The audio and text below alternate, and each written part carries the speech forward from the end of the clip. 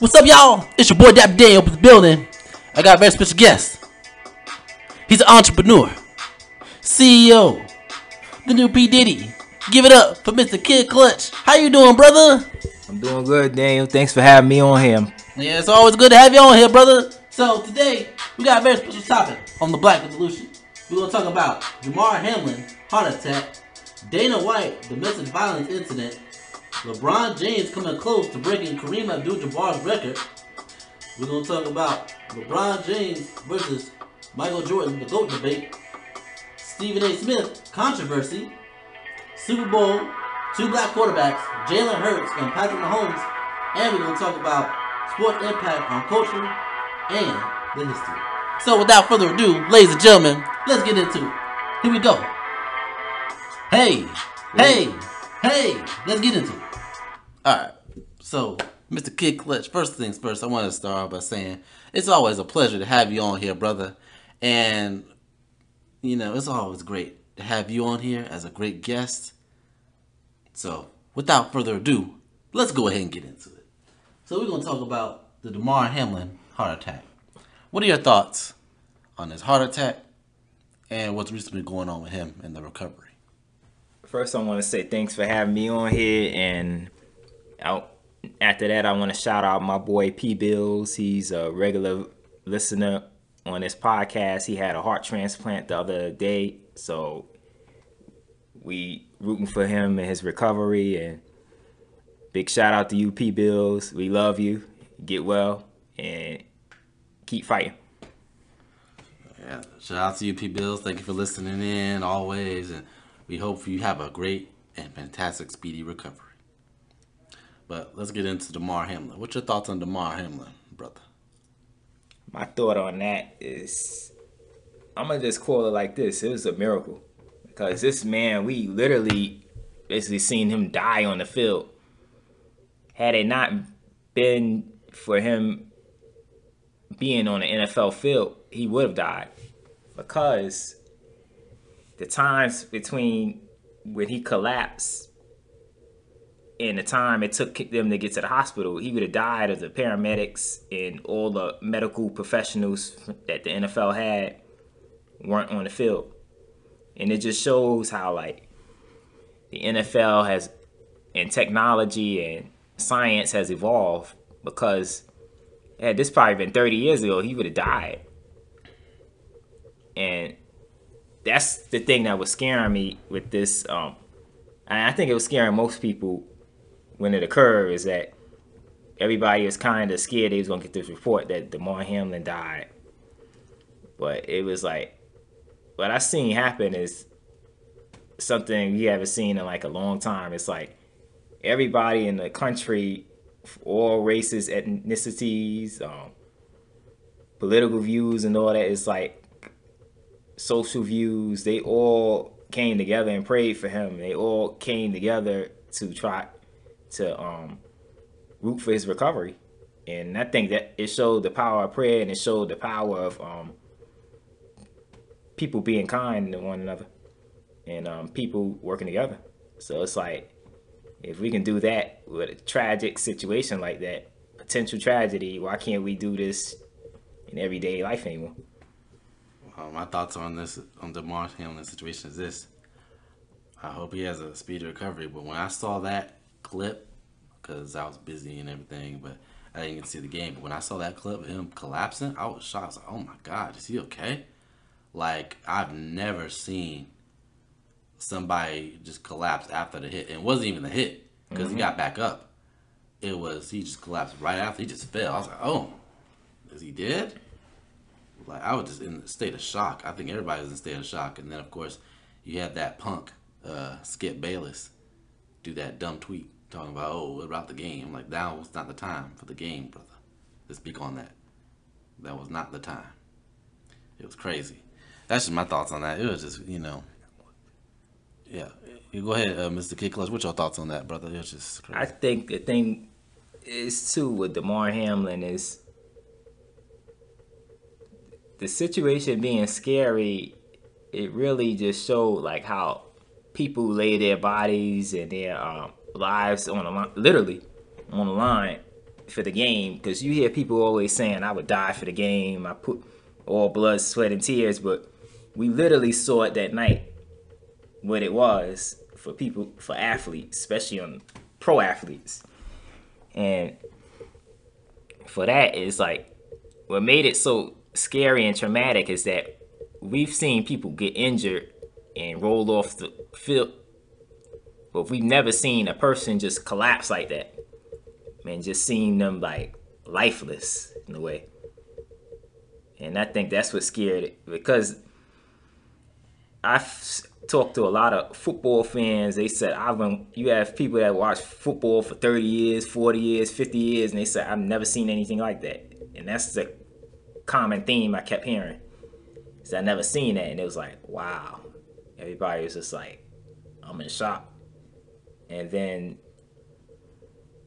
the thing with Damar Hamlin's situation was that Damar Hamlin, when he woke up, he didn't even know what happened. He just thought, I don't know. It was like, he's like, first thing he asked, he's like, did we win the game? And the doctor was like, yes, you won the game of life. And I think that was like, it couldn't have been written better. It was like a script out of a movie. And I'm glad that it turned out that way. And I'm glad that he's all right. And hopefully, if he wants to return in the future, hopefully he's able to do that. And that's all I got to say on that. And big ups to Damar Hamlin, and big ups to the NFL, and big ups to God for sparing his life. Yeah, I want to say on Damar Hamlin's situation is, shout out to the NFL, the medical professionals. Shout out to the Lord for saving Damar Hamlin's life, because it only took a miracle. It was only God that caused his life to be spared. It was just crazy. Like when you saw him just collapse like that, like, oh my God, it was just a very shocking, very like jaw-dropping moment. One of the most jaw-dropping moments in NFL history. That's what I call it. But let's move on to the next topic, which is Dana White, owner of the UFC, beats his wife in a domestic incident. So, Mr. Kidd Klutch, what's your thoughts on this, brother? On that, I want to say is that Dana, let me paraphrase and say what he said. He said he didn't beat her, he slapped her. So him slapping her, let's see if that made it any better. I don't think it did, but that's I don't understand it. And I think he got a pass on it from all the media, mainstream media, sports media, because had this been when this was Ray Rice, everybody was crucifying the man, and he got kicked out of the NFL. Even though I would like to add this, even though his wife, Ray Rice's wife, stated that she initiated it, and it was on videotape that she initiated it, but they're crucifying Ray Rice. What does that show you? What does that tell you about the media? And it's a double standard. That's what's going on. Yep. And that's the problem I have with it, is that they got all this coverage was on Ray Rice, and all this coverage is on black athletes, but when a rich, powerful white man does something like that, nobody really says anything. And it shows and I understand it, because it shows that that's just white boy privilege.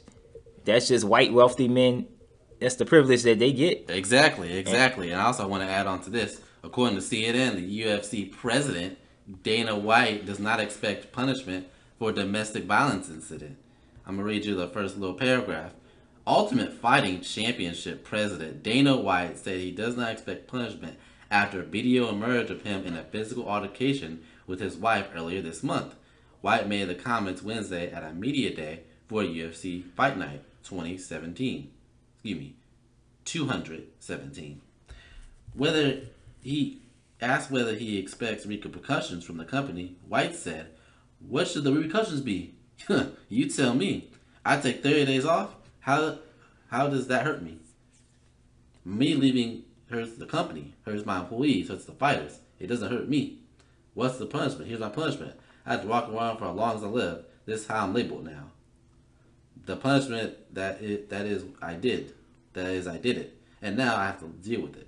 See, I have a problem with Dana White in his statement right there, because that's what I found ridiculous. Because he's like, "Oh, how does this affect me?" Like he's nonchalant, like he doesn't care that he just straight up beat his wife.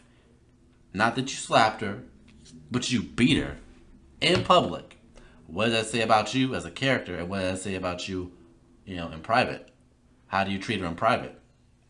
And you know the issue it's a few issues I have with that. Number one is that it's the level of arrogance and entitlement that he had. He's like, basically saying, I'm paraphrasing what he said, is that, well, if I take off 30 days from UFC, what's going to happen to my fighters? What's going to happen to the company? Man, the company will run without you, man.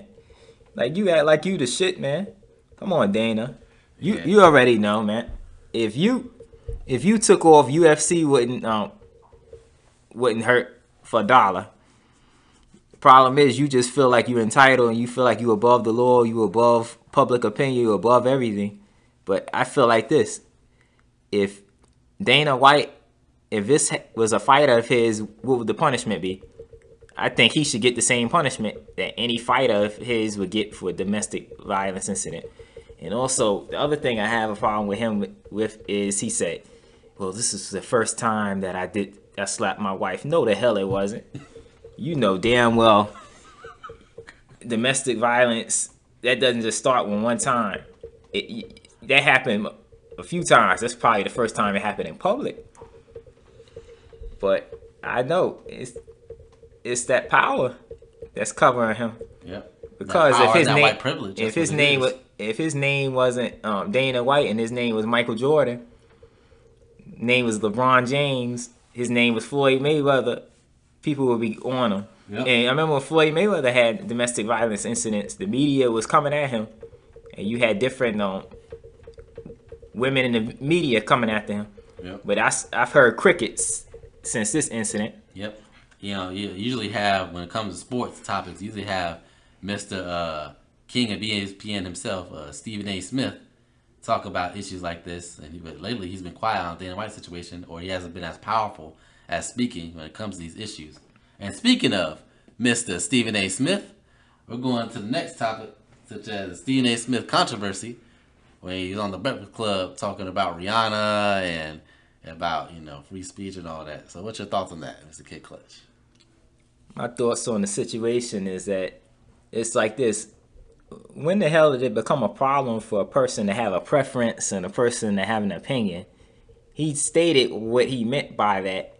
He said, I have no problem with Rihanna. He said, I like Rihanna. I like her music. He said, I bought both her and Beyonce's albums. He said, but my preference is I am a Beyonce fan, so I don't think anybody can top Beyonce Super Bowl performance. And that's what he was saying. He wasn't saying that, oh, yeah, I know how it came off when he said, yeah, she's not Beyonce. But I don't like how media and our community is trying to pit it as he's trying to pit two black women against each other. That's not the case. And I don't like it how mainstream media wants to make everything a controversy, because it's like, it's stupid. You got other stuff to cover that's more important than this. He's giving his analysis as a analyst in sports. And he's giving his analysis as a fan too. They asked him, what do you think about the Super Bowl? He has an opinion. Wouldn't it become a crime to have an opinion? And this is what I have a problem with. And this was what I talked about on a previous episode about Kyrie Irving and about free speech. And it's like, it's a problem in our society now that people that have an opinion or difference of opinion, you want to cancel them, or you want to demonize them, especially black people, and specifically heterosexual black men. And I think that's really what it is anyway. It's an attack on heterosexual black men's free speech, because they did it with Kyrie Irving. They did it with Stephen A. multiple times. They've been trying to do it with Shannon Sharp, but he ain't backing down. And I think it's a problem. And we need to call out the BS. When we see double standards in media, we see it in society, we got to call it out and fight back. Because I think people are getting tired of it now, and they're not going to take it anymore. I'm going to tell you what's going on, Mr. Kidd Klutch.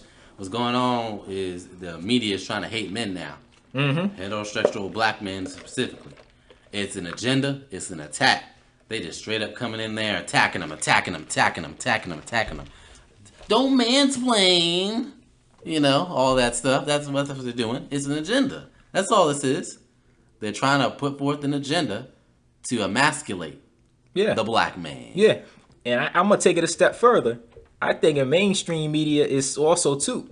They're trying to emasculate them, but it's feminist groups driving the agenda.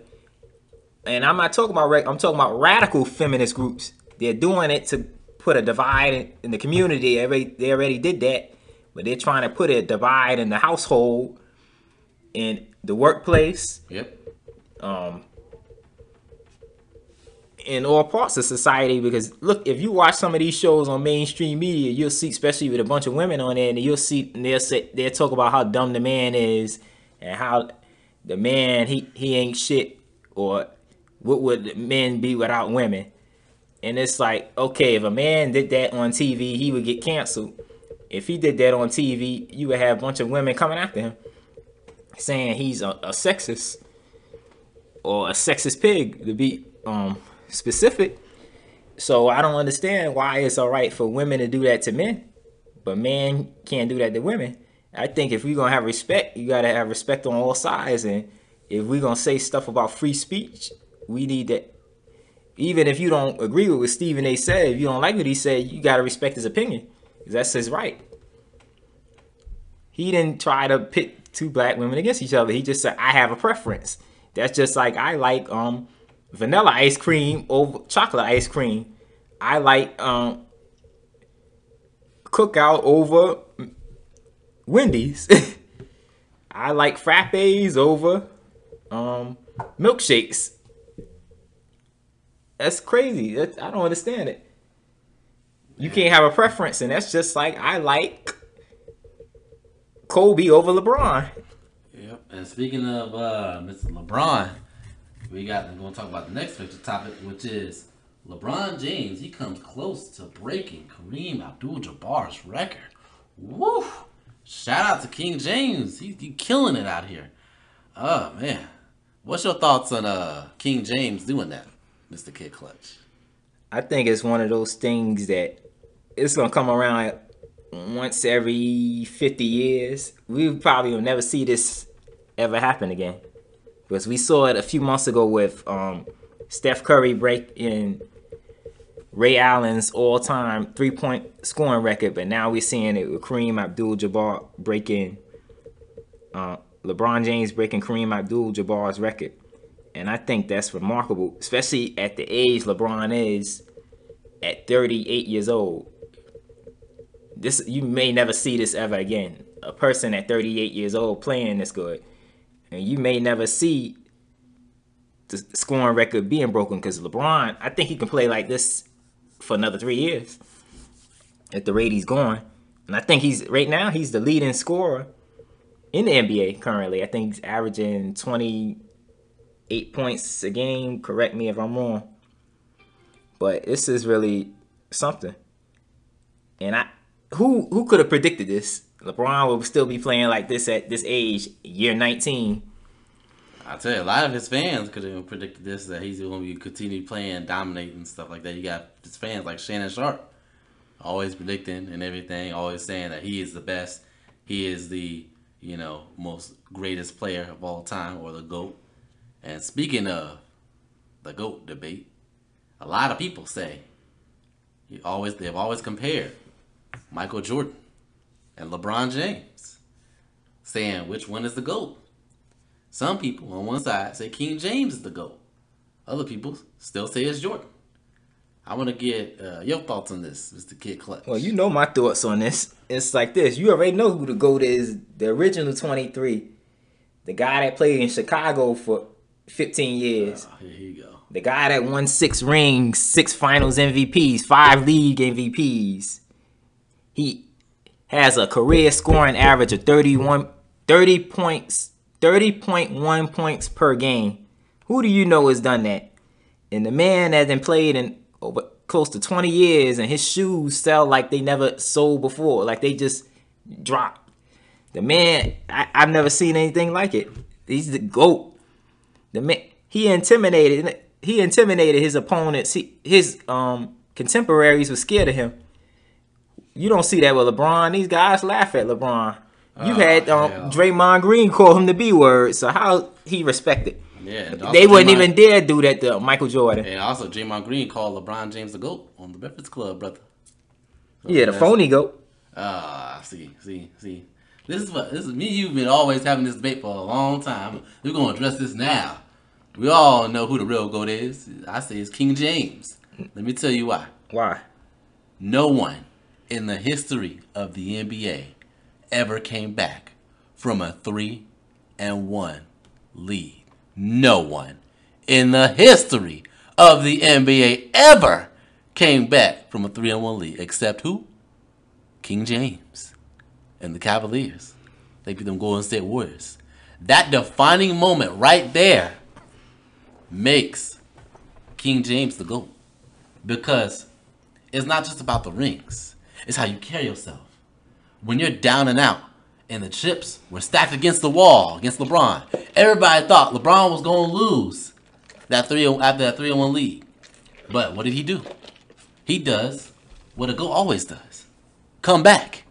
And not just come back, but win the championship.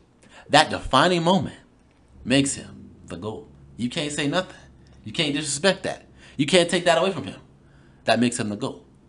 You know what, Daniel? I'm really shocked right now. You really put up a good argument for him being the GOAT on that one. Because usually you put up a fanboy argument talking about other stuff.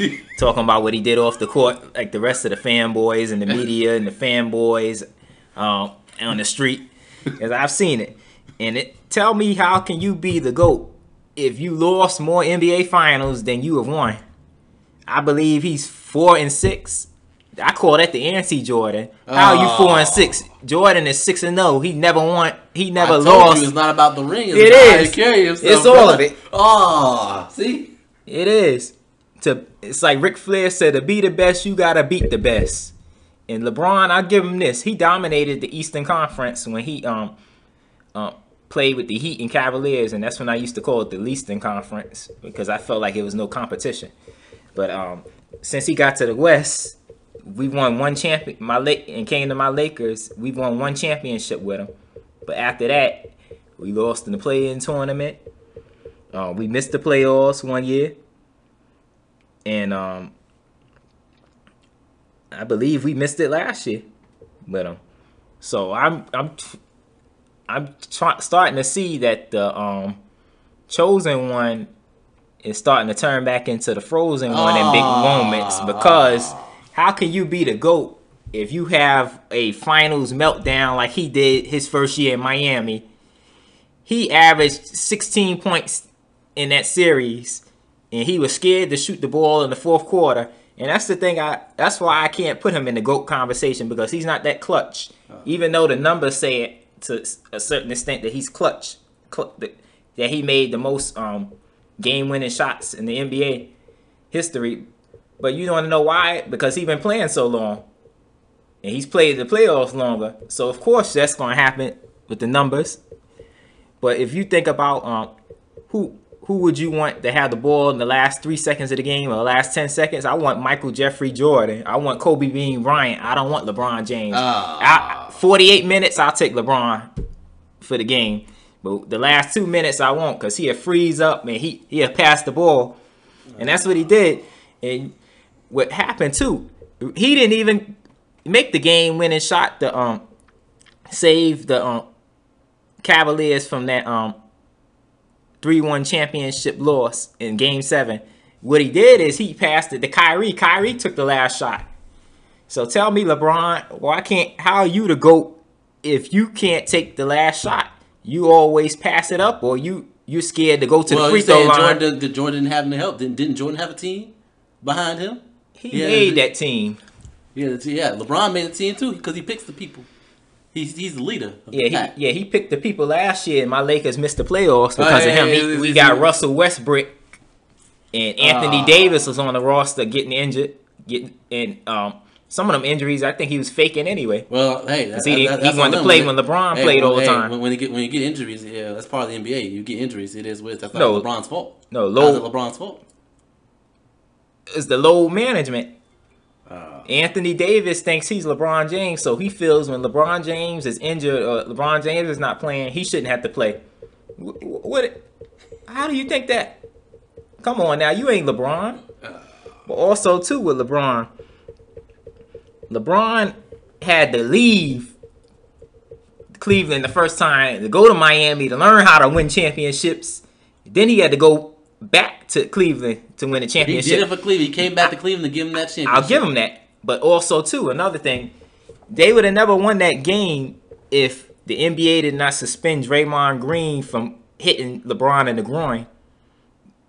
And LeBron did that. No, actually, LeBron hit him, but nobody wanted to say anything about that. They gave LeBron the call, and they suspended Draymond, and that changed the trajectory of the series. When you hit the GOAT in the groin, I mean, bad things are going to happen. Yeah, the phony GOAT. See. And let's talk about this. He averaged 27.1 points a game, and Michael Jordan averaged 30.1 points a game. And well, I don't understand. LeBron ain't won an MVP since he's been in Miami. He had 2 stints for Cleveland, and 1 stint with Miami, and 1 stint with the Lakers. So if you're the GOAT, like you say you are, how come the Lakers don't have more than 1 championship with you? And how come the team has gotten worse since you won the championship? Yeah, you got us the championship when the NBA had to play during COVID in the bubble. But what have you done since that? All you've done is stat pad and put up empty calorie numbers. That's what he been doing. See. LeBron, that's the thing with LeBron. It looked like he went to the Lakers to be Michael B. Jordan and not Michael Jordan. That's what it looked like to me. It looked like he wanted to be more of a Hollywood mogul and a Hollywood star and a businessman than be an NBA player. That's what it looked like to me. Michael Jordan made his money after he played. Michael Jordan, he's a businessman too. So what you saying about that? Yeah, but he became a billionaire after he played. LeBron James is focused on also LeBron James. He built the school. Mm-hmm. He built that school and stuff. And also LeBron James, he speaks out against police brutality. What did Michael Jordan do when it was the Rodney King beating? He sat on his ass and he did nothing. He said nothing. LeBron James is pro-black and Michael Jordan sitting up there not saying a damn thing. What does that have to do on the court? Let me tell you what it has to do on the court and issues. When you're the GOAT, you are the image bearer. You are the brand. You are the leader. And when you are a leader, you speak out against issues. And when it came time for Michael Jordan to speak out against the Rodney King beating and such issues of police brutality, he sat on his ass and he said nothing. LeBron James continued to speak out. He built the school. What has Michael Jordan built? LeBron James is a billionaire. Of course he gonna speak out. In social media, what kind of pressure did he have on him?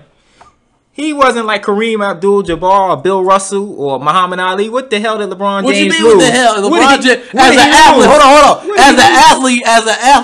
As a black athlete, is in our history, the Muhammad Ali's, the Bill Russells, all of them spoke out against injustice. Michael Jordan was supposed to carry that. But what did he do? He sat on his ass and he said nothing about Rodney King when that went down. Well, he wasn't well versed on a lot of those issues, social and political issues. That's the he's supposed to be. Well, no, everybody has their own lane. Everybody has their own way of doing things. You can't put everybody. All black people ain't a monolith, so you can't put all the responsibilities of the black community on one man. I'm saying historically, as black athletes, historic don't mean a damn thing. Yes, it does. When you are a black athlete, you speak out against certain issues. Muhammad Ali, he left he didn't even go to Vietnam. He said, "I ain't going to Vietnam." Bill Russell spoke out. All these athletes, the 1966 Olympics, they got up there, did the Black Power fist up there. That tells you they speaking out against issues of social injustice. And LeBron James continues that tradition, speaking up and standing up for the culture. Michael Jordan, he sat on his ass and he didn't do a goddamn thing when Rodney King was being beaten down by the police. Can you tell me what Muhammad Ali lost for not going to Vietnam? He lost a championship. No, what else? His freedom. He went to jail. What the hell did LeBron James lose? Not a damn thing. He became a billionaire in the process. Had Michael Jordan said a lot of that stuff, Michael Jordan wouldn't be in the position he is. Yes, he would have. Yes, he wouldn't. Yes, he would have. And yes, it's social media now, so it's not a lot of repercussions for speaking out on issues like that, like it was then. If Michael Jordan would have stood up, he would have been. He would be considered the GOAT, in my opinion. He is the GOAT. No, he's not. He don't speak out against issues. And see, this is what pisses me off with you LeBron fanboys. Y'all always want to bring up shit about LeBron, what he does off the court. Okay, let me just say it. This is not against LeBron, because it's like y'all get butthurt, y'all get offended when people call out LeBron James for his BS on the court. No, he is a philanthropist. He is an activist. He is a great man. Yes, he's all that stuff off the court. Yet he founded a school in his hometown of Akron, Ohio. I applaud him for all that. But what the hell are you doing on the court to say you are the GOAT? He's not better than Kobe. He's not better than Magic. He's not better than Kareem. He's not better. What makes him the GOAT? He's not that 3-1 lead that the Warriors had over the Cavaliers. He came back from that, and that made him the GOAT. Yeah, but how many rings does he have? He currently has 4 rings. Yeah, but Michael Jordan has 6. Kobe Bryant got 5. Magic Johnson got 5. Kareem Abdul-Jabbar got 6. Bill Russell got 11. The only reason Kareem Abdul-Jabbar has those rings. Man, hell, Shaq got 4. The only reason Kareem Abdul-Jabbar has those rings is because of Michael Jordan. Michael Jordan made that team. Michael Jordan? What are you talking about? What are you talking about? What you mean? What the hell I'm talking about? What the hell are you talking about? I just said. Oh my God, you don't know basketball. Yes, I do. You just said Michael Jordan had Kareem Abdul-Jabbar on his team. He didn't ever play with no damn Kareem. Yes, he did. No, you don't know basketball. Yes, I do. You don't know basketball. Yes, I do. Michael Jordan, go look it up right now and see what team Michael Jordan played for. Look up what team. Yeah, I already know what it is. No, look it up. I already know what it is. Look it God up. Damn it. You don't know basketball. Yes, I do. God Just damn stop talking. Stop talking. You're What the making hell? a fool out of yourself. You are making a fool out of yourself. Oh, I see. You an idiot. Oh. You an idiot. I'm not calling you an idiot in life, but I'm calling you an idiot when it comes to basketball. Oh, you don't know shit about it. See. You don't need to talk about basketball. You Yes, need I to do. be LeBron James the GOAT. We all know it. Nope. We all LeBron fans know it. He's the GOAT. Answer my question. What team did Michael Jordan play for? Let me tell you what team Michael Jordan played for. Chicago Bulls. What other team did he play for? I ain't gonna answer that question. You don't know. That's why. I do know. I do know. No. What team did Kareem Abdul-Jabbar play for? Next question. You don't know. I do know. So this is the problem. How you gonna argue with me on basketball? You don't know the basic facts. Yes, I do. I knew the basic facts. You said Michael Jordan was a teammate of Kareem Abdul-Jabbar. You are a damn lie, and you don't know what the hell you talking about. Yes, I do. Yes, I do. I learned it from Stephen A. Smith. No, you didn't learn that from Stephen A. Smith. Stephen A. Smith. No, you learned that from your man. What's the crazy man that you be watching on YouTube? You learned that from him. Stephen A. Smith didn't say that. Stephen A. Smith know basketball. You don't. And that's what it is. And this is who LeBron has out here defending him. Fanboys like this. They don't know basic basketball history. Yeah, you should. We all know LeBron James the GOAT. LeBron James the GOAT. He will always be the GOAT. Answer that my 3-1 lead the GOAT Warriors had, he came back. Answer my question. What teams did Kareem play I already for? answered the damn question. You don't know. I already answered the question. No, you didn't. No, you didn't. I answered the question, goddammit. No, you didn't.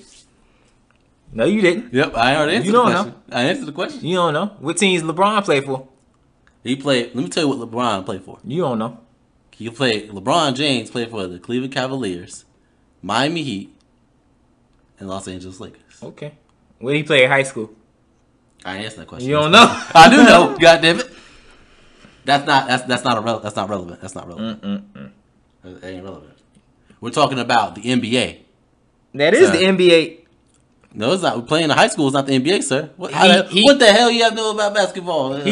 He went straight from high school to the NBA, so that is relevant information. No, that's not relevant. It is, because that's how he got to the NBA if he didn't go to high school. Yeah. And he wasn't the best high school player of all time. Explain that to me. Let me tell you. You don't know. Talking about the NBA. You don't know what the hell. The NBA, sir. You talking about the NBA? You don't know what team Kareem Abdul-Jabbar played for. I do know. Goddamn How you know? I know because I watch sports. Goddamn it. No, you keep. This is why you cursing, because you get mad. And I get mad. You get salty because I get salty. I'm destroying your argument. I get salty. I'm just telling you, LeBron James is the GOAT. You That's know what what? it is. You know what? Of this debate right now, I'm Jordan, you're LeBron. Ah. You getting murked out here, man. Ah. You need to stick to talking about your social issues because you don't know a damn thing about Yes, basketball. I know all about sports, brother. I know all about sports, Nope. brother. See, I know about sports. See, the reason why LeBron James is GOAT is this. That 3-1 lead the Warriors had over him. He came back from that. And also, LeBron James he's pro-black. And he speaks out against social issues. What does that have to do with anything? Let me tell you, I told you he's a off the leader, court. and it's the brand. How you carry yourself. What does that have to do with It's all about good basketball? PR, goddammit. Wait, stop cursing, man. What does that have to do with basketball? Stop using the Lord's name in vain, too. You crazy idiot. Let me tell you what it is. See, now you making me mad. You getting me angry and stuff because you doubting the great LeBron James you pissing and me off. all his work. You doubting the great LeBron James, all his work, all the work he do. That's what you doubting. You pissing me off because you bringing an asinine argument to this table, and it's like I don't understand. What did Michael Jordan do with Rodney King beating? Answer that question. What does that have to do with basketball? Everything. He's a basketball player. He's not an activist. He's supposed to speak out. Historically, what I told you, Muhammad Ali spoke What out. does that have to do with anything? Bill Russell spoke out. 1966 Olympics. Put the fist in the air. What does that have to do with anything? That's just And like historically, no. the black athletes have spoken out. What did Michael Jordan do with Rodney King? Nothing. What does that have to do with anything? LeBron James speaks out and is pro-black against issues of injustice. That has nothing to do with And he anything. built a school. That has nothing to do with anything. That's just like me going to Chick-fil-A and asking for Popeye's chicken. That's not the same thing. And I'm arguing that they have better chicken when they're in two different categories. The same thing with Michael and LeBron. LeBron ain't on Mike level. You gotta accept that. No. And that's LeBron all to it. James is the and GOAT. it's just like you're not on my level when it comes to talking about this sports debate. Man, we all know LeBron James is the GOAT. We all know it. All the LeBron fans know it. Everybody knows it. Everybody knows Well, you need to bring your LeBron army with you next time you want to debate me on this. it. Cause you don't know shit now. I'm Yeah, pretty I'ma call- sure they don't know shit about I'm it. gonna call Shan Sharp. He'll get your ass. Oh man, Shannon Sharp, I debate him under the table too with this. We all know LeBron James is the GOAT. Well, Shannon Sharp know more basketball than you. I know that, and he played football. That's what's so bad. Sure. He also the reason why Shan Sharp knows it because he talks about sports. He talks about sports a lot. You don't. Except for LeBron, but LeBron you know, James is the you GOAT. know what? We all know LeBron James is the GOAT. We all know it. But you know what? I'm gonna tutor you on basketball. I'm gonna teach you some stuff on basketball because you need help. Don't debate nobody else about those sports. You sounding crazy, man. You already know LeBron James Get is out the of GOAT. here with that. See, you can't accept that LeBron James is the GOAT. And he has surpassed Michael Jordan. Yeah, the phony goat. Oh, All those records he's breaking right now, they longevity. Michael Jordan broke those in less than 15 years. Let me tell you this. Michael Jordan, he retired for 2 years, came back and won 3 more championships, and then he retired another time and came and played 2 ceremonial years with the Wizards, and he still put up big numbers. And he almost got them to the playoffs too. With a trash team. And that's the thing, people don't want to talk about that with Mike.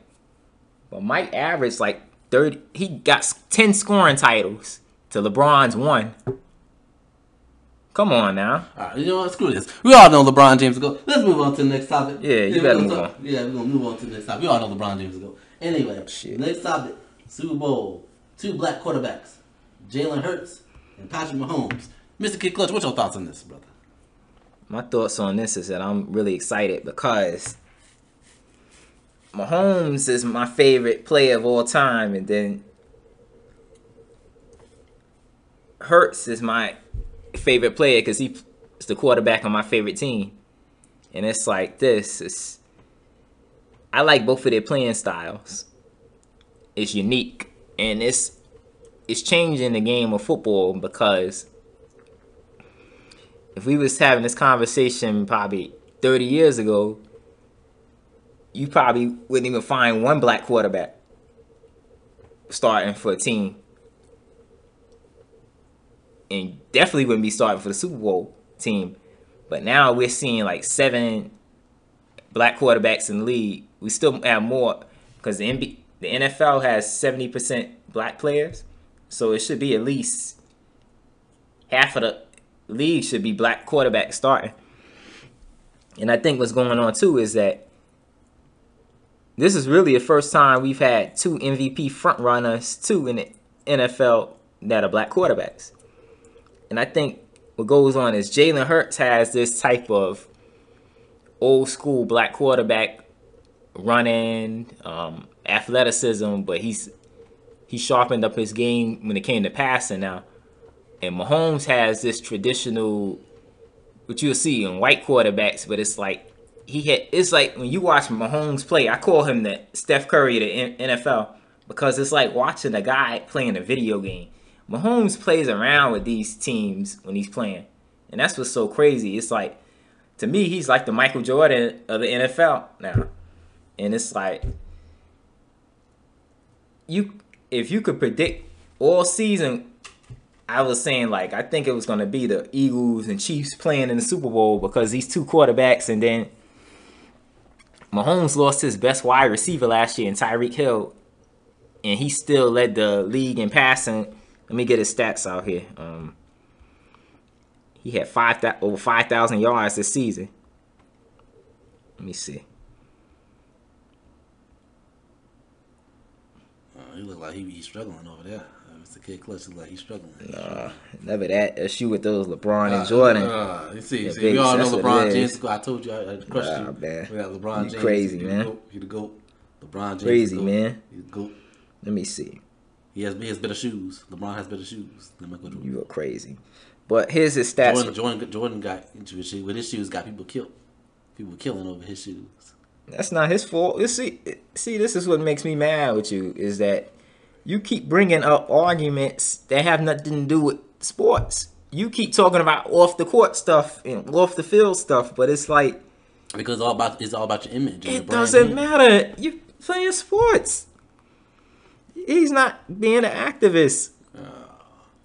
He's not a politician. And when you have a large brand like that, you need to speak out. You don't have to do nothing. Yes, Muhammad Ali spoke out. You don't have. That's because he wanted to do that. That was his preference. You shouldn't. It's a requirement. No, it's not. Athletes no, it's not. Against injustice. No, it's not. Colin Kaepernick spoke out against not. injustice and took that knee. It's a requirement of he black did athletes. that. But also another thing too with Colin Kaepernick, people don't want to talk about. Colin Kaepernick waited till his game started getting bad. He spoke out on it. I commend him for what he did, but he waited for his numbers to decline to where he wasn't starting quarterback material anymore. Then he wanted to make noise about it. But I do commend him for what he did. But Colin was never on the level of a Mike. Colin was never on the level of a Mahomes. He was never on. He wasn't really on the level of a Hurts.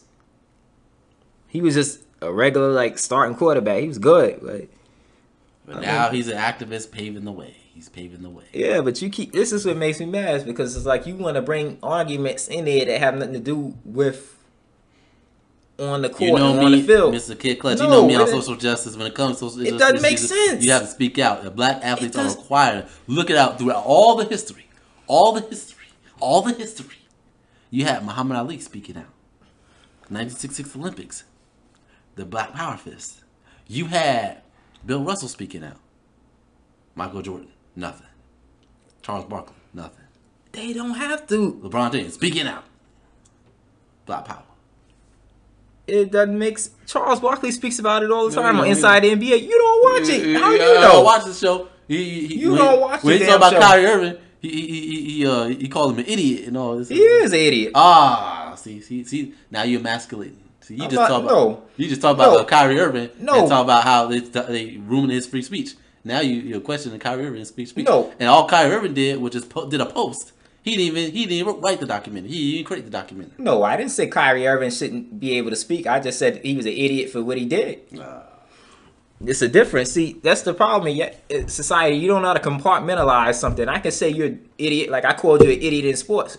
I didn't call you an idiot in life because you're not an idiot when it comes to that. I'm just saying that's when what it it comes is. to issues and injustice. Just like I said, Kyrie Irving is an idiot when it comes to some of these things. Because he doesn't think before he speaks. He doesn't think before he does certain things. I will agree with mistakes were made on this part of Kyrie. When he's talking about when he did that post, he should have looked into it before he did the post. But I'm just saying, when it comes to speaking out and black athletes speaking out against racial injustice and issues, it's a requirement of black athletes. No, it's not. It is. How the hell is it a requirement? It's by standard. By the standard that Muhammad Ali spoke out. 1966 Olympics. Bill Russell spoke out. When it came to Michael Jordan's turn to be a great black athlete, he did that part. But he had to do another part. Speak out against racial injustice and against issues. I'm gonna tell you something right now. You go to your job tomorrow, you go and do all that shit that you talking about right now. Go speak out that, go to your boss and say all that and see if you have a job. LeBron James still has a job. LeBron James is a billionaire. But it's important for black athletes to speak out against racial injustice. That's all I'm saying, brother. It can be important, but they're not the only people that can do it. And it's not a requirement that they do it. Yes, it is. No, it's not. It's a requirement. No, it's not. Because everybody is not real versed on that. See, you're not conscious, brother. You got to be conscious. Oh, man, you crazy, man. You get out of here with that. Get out of here.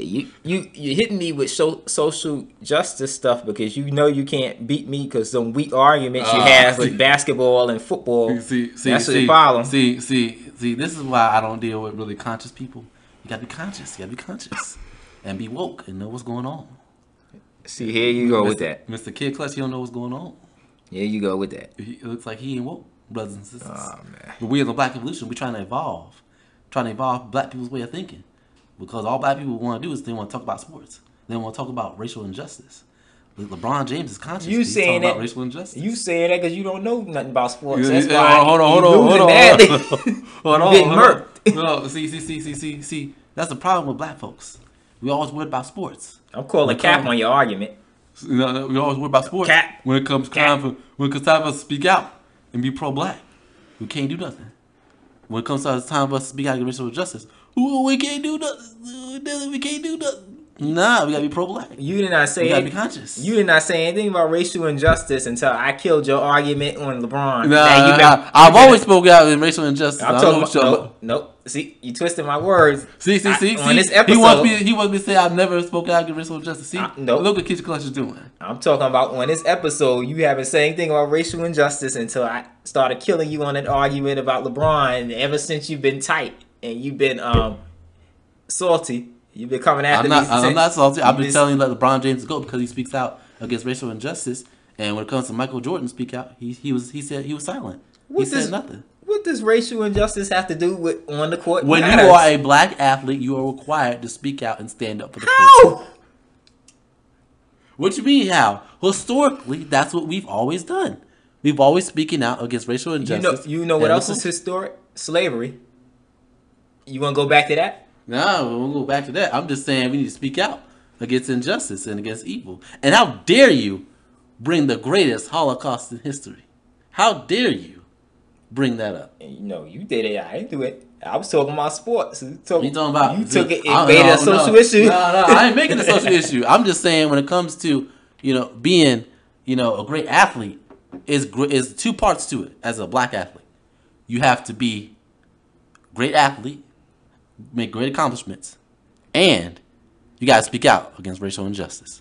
It's a requirement. Come on, man. You talking about a pro athlete. You act like you talking about your high school junior varsity and varsity team. Come on, man. That don't matter. Yes, it do. Only thing that matters is on the court. No, it's on the court and off the court. It's your brand, how you carry yourself, your image. Some of these athletes, sometimes black people look at them as leaders in sports. But they shouldn't. Charles Barkley said that a long time ago. He said, I'm not a role model. He said, your mom and dad should be your role model. Your teacher should be your role model. Yeah, but some people don't have fathers and stuff. So look at the athletes. Whose problem is that? You putting issues. You're making my argument for me. That black people need to stop putting their problems on athletes and entertainers and stop making them leaders. And start making people in their community that they know leaders. Yeah, the people that do that too. But I'm saying, as athletes, they can speak out against racial injustice. They don't have to. It's a requirement. They don't have to. And back to Jalen Hurts. See, finally you got the data up. Yeah, man. Struggling with that data. Yeah, my man Hurts been putting up numbers. He's second in the MVP. Well, he should be tied with Mahomes, but I think the league is trying to make sure he doesn't win the MVP because they're using the 3 games that he was out as an excuse to why he can't win it now. But what people don't understand historically is they use your word historically. I'm gonna say it like you said historically. MVP frontrunners don't win the Super Bowl after they declare the MVP because the last one I think to win the MVP was in I think 1999-2000 season. That was Kurt Warner. And the last few that were MVPs that season they lost. Ironically, Tom Brady was the last MVP that lost in the Super Bowl to my Eagles. We took him out, and we're going to do that to Mahomes next Sunday. Me personally, when it comes to football, I'm more of a Seattle Seahawks fan myself. The 12th man, leader of the boom. We don't need Russell Wilson. He a damn traitor. But we're going to talk about when it comes to Super Bowl. What are your picks? The Eagles. I like the Eagles. I'm going to go with the Eagles. All right. Because they're the bird team. So all right. The birds got to stick together. All right. Smart pick. Yep. See, I see you trying to build your credibility back up. You picking the right team now. That's what it is. I feel like he said, let me. He said, you want to make amends for what you said about the LeBron debate. You have regrets. I don't have no. I stand by what I said. See, LeBron James is the GOAT. See, I thought I was gonna have to make you recant those statements that you made about Jordan, but I see that you redeeming yourself right now. So. So when it comes to LeBron James and him being the GOAT, I will say this. LeBron James is the best of this era. I have no argument for me on that one. But after looking at his stats, looking at the rings, looking at everything, he is the GOAT of this era. I'll say this. The GOAT of this era. But not. But this is what makes me mad with LeBron fans because y'all trying to make up different categories. I've never heard of somebody said this is the GOAT of this era. Are you the GOAT of all time or are you not? It's no GOAT of this era. It's the GOAT of this era. Yes. Is he the best player in this era? Yeah. But ESPN had a debate a few weeks ago, and Steph Curry may have got the nod on that now between the two because they both got 4 championships within similar amount of time. So, and Steph got more MVPs in that time. So, and I'm gonna read out Hurts stats for the season: 3,000 yards, 3,701 yards, 22 touchdowns, 6 interceptions, and that's passing touchdowns. And he had 13 rushing touchdowns. So another thing I don't like what the NFL does and these analytics people do is with black quarterbacks, a lot of them are considered running quarterbacks or what I call dual threat quarterbacks. So when their passing stats is not up to the standards of like 30 or 40 passing touchdowns, they try to denigrate them because they did it with Cam Newton, Michael Vick. You mean Cam Newton? They did it Cam. But they do it Cam Newton, Michael Vick, and they did it with I believe they did it with Donovan McNabb too at times, but the original OG Eagles quarterback. But damn Eagles. What they do is they try to separate the passing stats and the rushing stats, and what just ignorant to me because both contribute to points in the game. So Hurts, he had 22 passing touchdowns and 13 rushing touchdowns. So if you combine that together, that's 35 touchdowns this season. And he only threw for 6 interceptions. So that's an efficient season. And he had a 66.5 completion percentage. That's pretty high. And let me read out Mahomes. Mahomes had a 67.1 completion percentage. So it's a little higher than Hurts, but still good. And he had 5,250 yards. He was the league leader in passing yards this season. and he had 41 passing touchdowns, 12 interceptions, and 4 rushing touchdowns. And I'm going to read out the QBR rating too. He had a QBR rating of 105.2. That's pretty high. And Jalen Hurts, I forgot to read his QBR rating, so I'm going to read that out too. He had 101.5 QBR rating, so they both put up good stats. But I think if you go by the eye test, I think they should be co-MVPs. But I don't have a vote in this. Hey, analytics, data.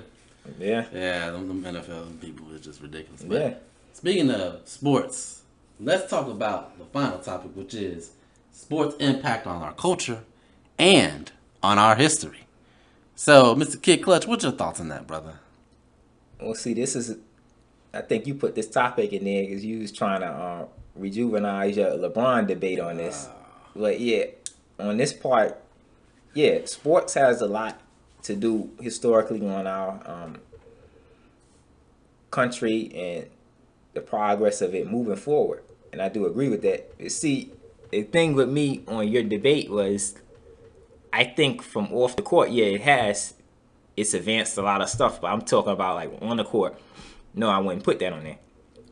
But I think we do have to really pay homage, especially to Kareem Abdul-Jabbar, even though that LeBron James is passing him on the court for his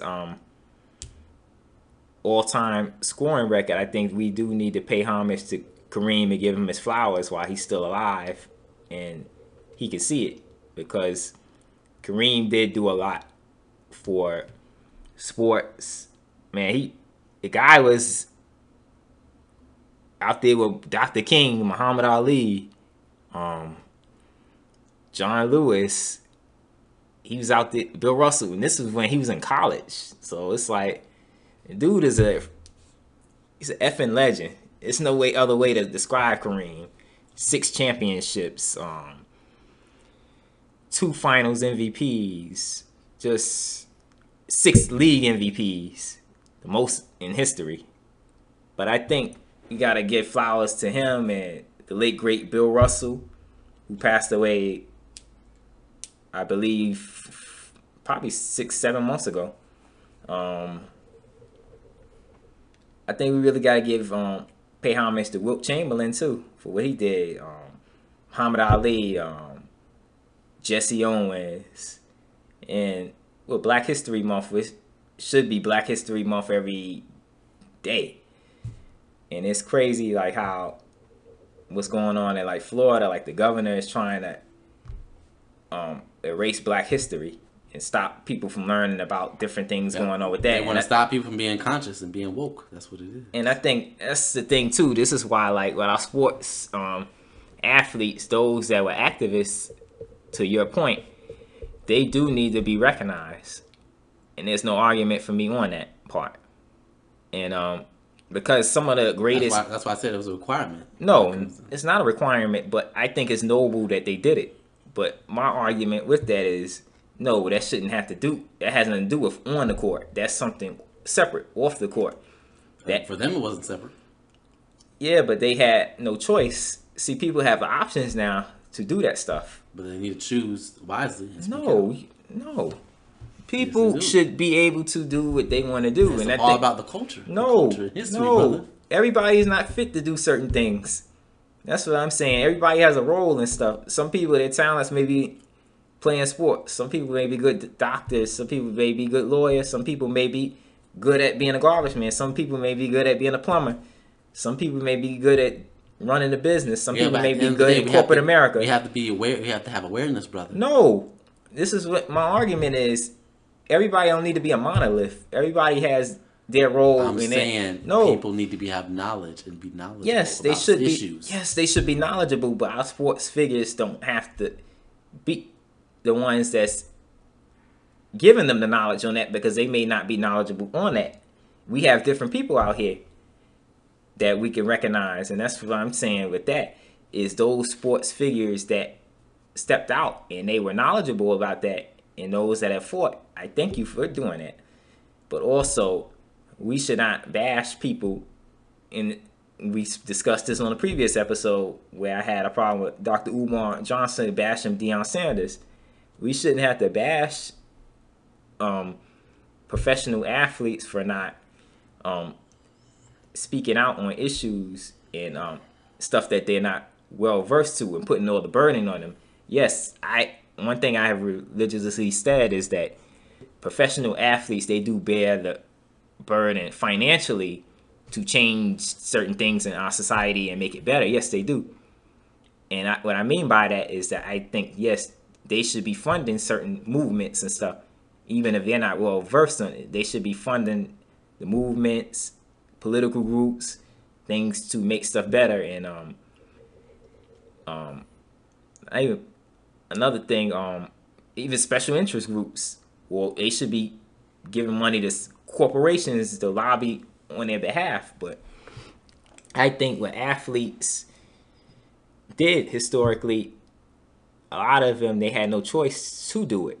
And I think the reason why they did it is because they really had nothing to lose as far as like monetarily, but they had a lot. They could have lost their lives. They could have lost their freedom. And a lot of them lost their reputations because people during those times were hating on them for taking those stands, and because these stands weren't popular that they was taking. Yep, and also I want to say this: just because something's popular doesn't mean it's correct. So when they took a stand, it was powerful. Yeah, it was great. It was very conscious, and that's what I'm saying. When it comes to black athletes, I feel it's a requirement because of the history. Because you look at the past, you look at all the great athletes. When they spoke out against injustice. It's powerful. It was meant to elevate us. Those sacrifices that they made propelled us forward. And so we should honor them and honor that tradition by speaking out. That's all I'm really saying. Well, not it's necessarily. A requirement. But see, this is the thing, and I disagree with your opinion, but I respect your opinion on that. As far as what you say, you think it's a requirement. I disagree. It's not a requirement. Here's the reason why: is because we all have the freedoms and liberties to do what we want, and we all are different people. We're not all the same. If we was all the same, stuff wouldn't be right. Stuff is not right now with us being different, but we have to learn to live with the differences and difference of opinions to move things forward. And that's what I say with black athletes is that people disagree. People hated them for their opinions, but those athletes that you're talking about, they never hated on people because they didn't speak out on it. Yeah, some of them saying they gave their opinion and said, I think more athletes should speak out, but they didn't say, well, this athlete is a coon or this athlete is a sellout because they're not speaking out on it. No. Times and people evolve. Michael Jordan wasn't speaking out on certain things in the 90s or early 2000s because he wasn't well versed on it. He didn't know what was going on.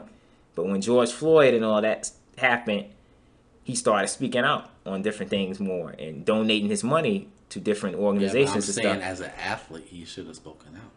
But see, this is the problem I have with that. Like, we're both in our 20s now. Michael Jordan was in his 20s during that time. So you gonna punish a person for something they did in their 20s on a different, because this is a dangerous slope. That's what I'm talking about. If you gonna punish a person based off of something they did in their 20s or in their teen years or in their 30s and they've evolved, what do you want people to do to you when you evolve? And you'll be like, oh, this person is a coon or they're a sellout. No.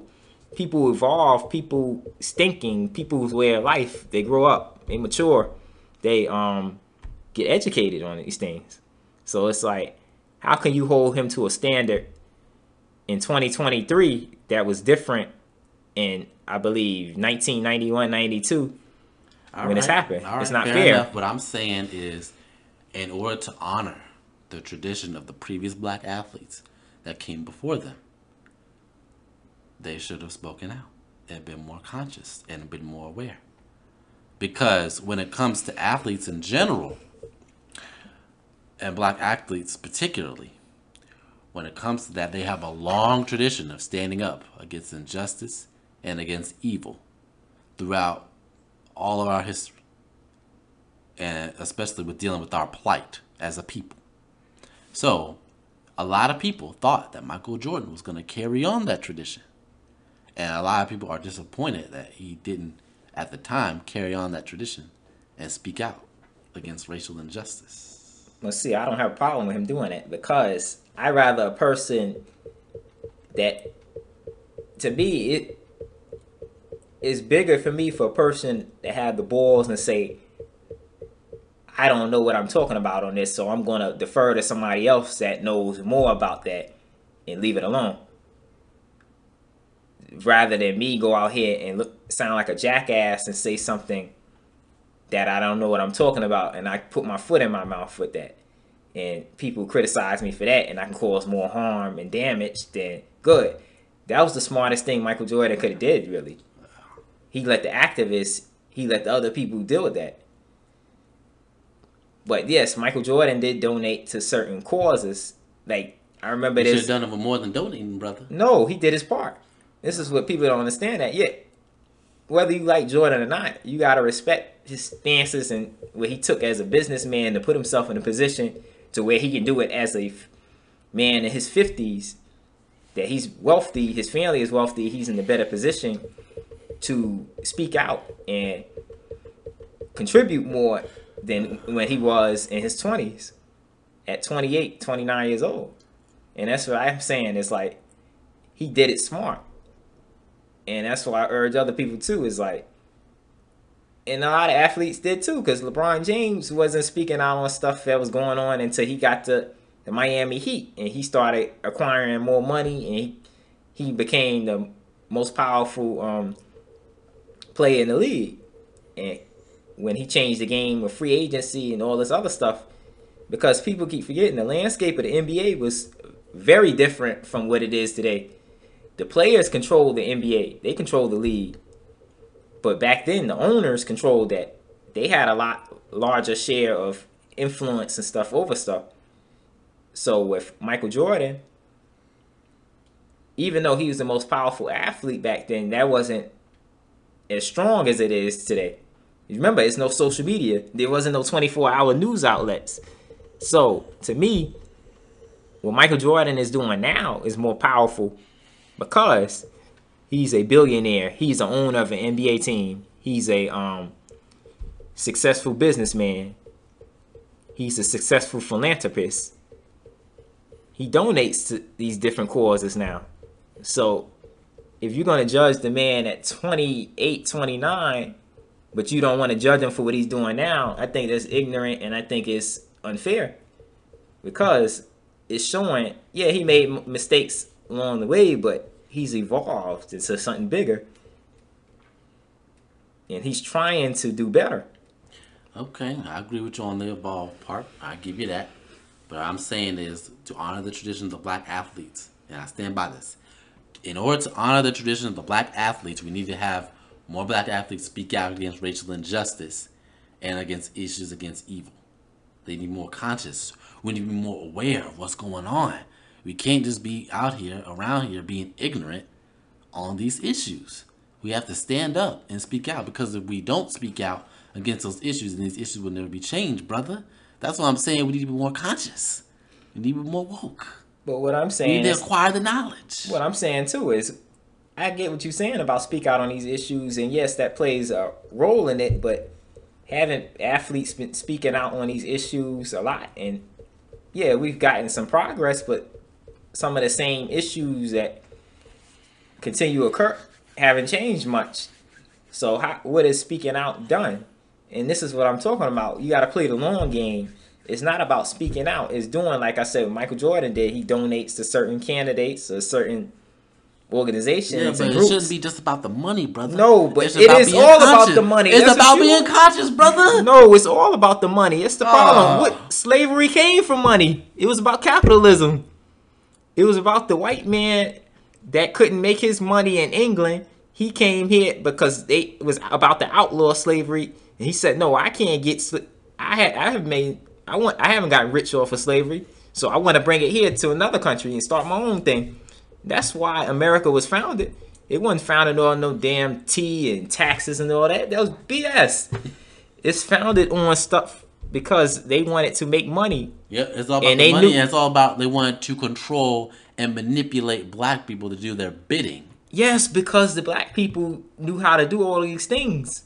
That's what you're not understanding. Don't you understand? They wanted to control and manipulate black people. But think about this. And they wanted to enslave and control us. No, but that's why we have to liberate ourselves, brother. No, but you're not understanding. It's all about consciousness. Conscious. No, you're not understanding what I'm saying too with that. This is the same scenario. First police were slave patrols, brother. They wanted to control black people. Hold on, now let me talk. The whole thing with this is that too. When you think about these sports teams, who owns the teams primarily? White, wealthy men. Slavery, white, wealthy men. Who was doing the bidding for them? Black people, black males. Who's doing the bidding on these sports teams? Black males. They're making their fortunes on the black people, and at the same time, people don't want to address that. People want to talk about, well, oh, the white man is the devil, or they want to say, well, white people are racist and that. But yeah, we know that. But how are you going to change that? You keep saying speak out on that. What is speaking out going to do? It's going to bring awareness and we don't need awareness. We need consciousness, brother. We don't need awareness. Don't you understand? We need to be aware. They want you to. That's why when it comes to slavery and everything, they banned you from reading because they didn't want you to be aware, brother, and be knowledge and have knowledge, knowledge itself, knowledge that you're not just a slave. They literally had a slave Bible, brother. The first police officers were slave patrols, brother. They wanted to control. It's about control and oppression. But do you not understand that? How does that happen? Because the money and influence allows them to do that. And see, that's what I keep telling. And suppression of knowledge. They didn't want the black people to have the knowledge. Yes, the knowledge plays a role, yes. But it's about the money, and that's everything is...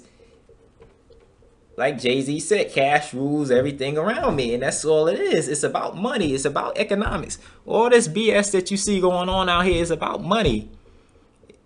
It's about status. It's about oppression, brother. Yes, but that's all about money. Control. That all ties into money. I get what you're saying, but all these broad things that you're talking about, if you really go in depth on them, it all leads back to the same thing. And that's money, power, influence over people.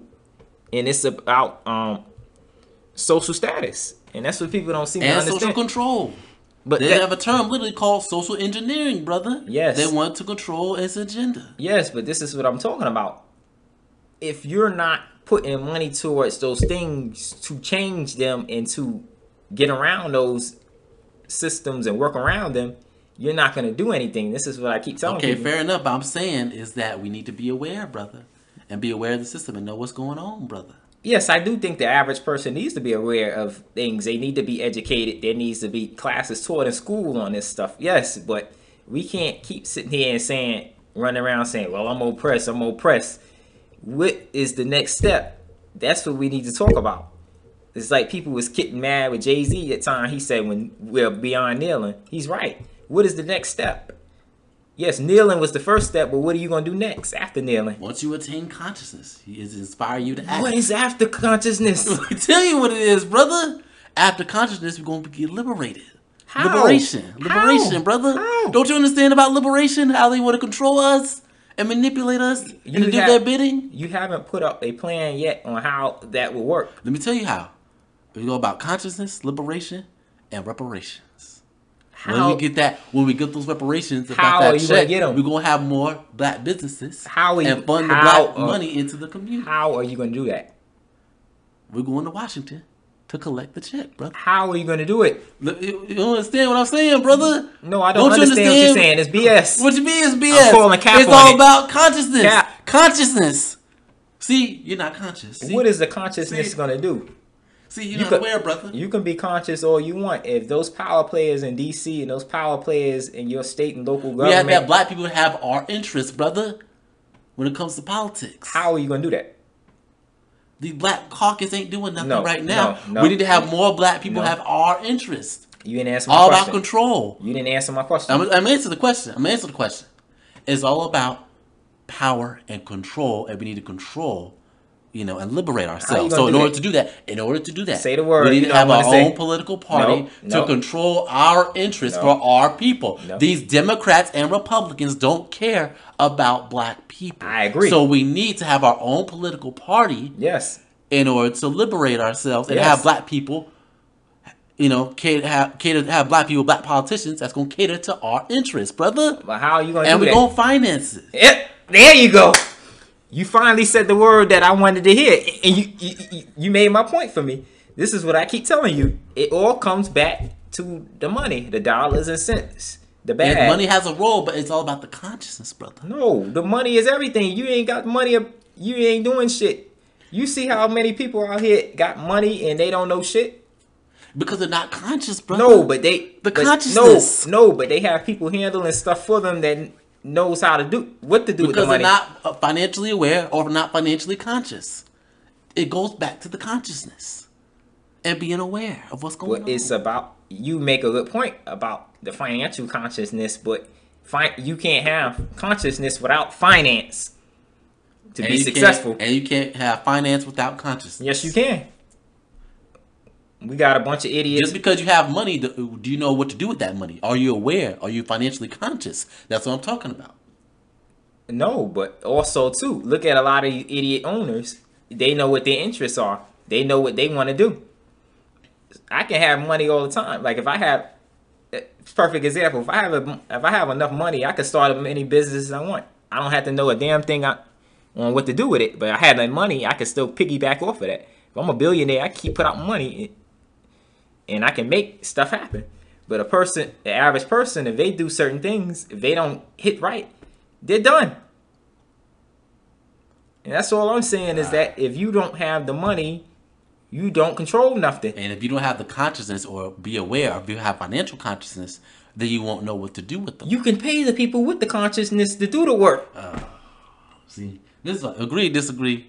This is why, hey, sports culture has an impact on this. This is what the Black Revolution is all about. Yes. It's about debate. It's about bringing knowledge and awareness and consciousness to the people.